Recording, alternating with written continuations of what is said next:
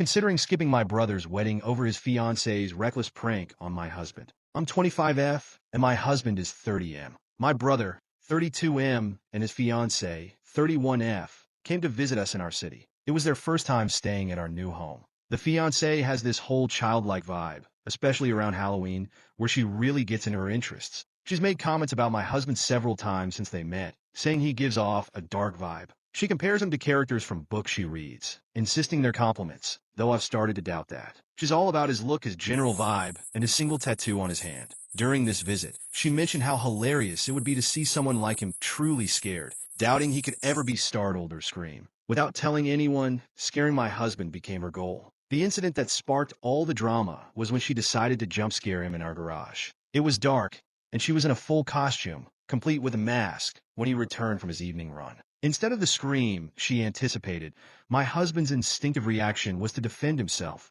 by shoving her against the wall. She hit her head, and in the confusion, he realized by her voice it wasn't an intruder. He quickly turned on the lights, removed her mask, and understood it was her. He helped her back inside, apologized, and made her tea, then called me while I was out with my brother. When we got home, I checked on her, but I also couldn't help but criticize her for her dangerous prank. She could have been seriously hurt. However, instead of owning up to her mistake, she accused my husband of using too much force, suggesting he intentionally assaulted her. When my husband asked if she was implying he assaulted her on purpose, she hesitated before confirming. He then asked her to leave our home. I tried to calm things down, not because I doubted my husband, but because I wanted to avoid an immediate blow-up. But he was firm. If she genuinely believed that, she wasn't welcome to stay.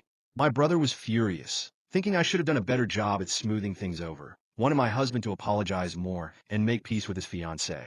He expected me to handle the fallout while he did nothing to de-escalate the situation. I found this expectation unfair. Why should I side against my husband, especially when I felt the fiancée was entirely in the wrong for her actions, and then accusing my husband? Update. In the days following, my brother wanted apologies from both of us, believing I should have helped him smooth things over by downplaying the incident. I refused, feeling the situation was clear-cut. I eventually showed him the Reddit post and comments, hoping it would make him see reason, but it didn't help much. My dad, always practical, sided with my husband upon hearing the details, emphasizing how reckless the prank was. My mom, who has always favored my brother, suggested we at least listen to the fiancé's side until we showed them footage from my brother's Tesla, which captured the aftermath, corroborating my husband's version of events. This changed my mom's perspective. In the wedding group chat, I mentioned the incident and the existence of the footage. Her parents didn't respond publicly, but called mine later, unaware of the prank until then. Eventually, both my brother and his fiancée apologized to my husband, and they invited us to the wedding.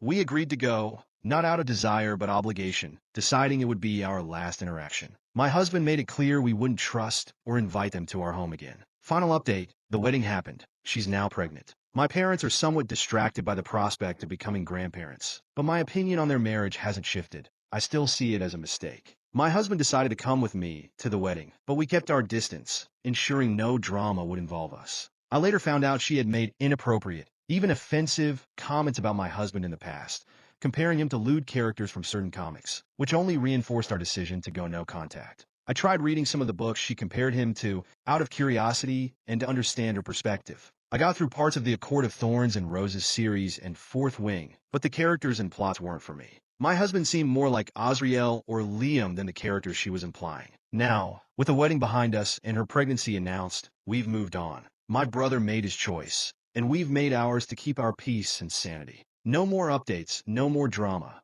We're focusing on our own lives, free from her antics.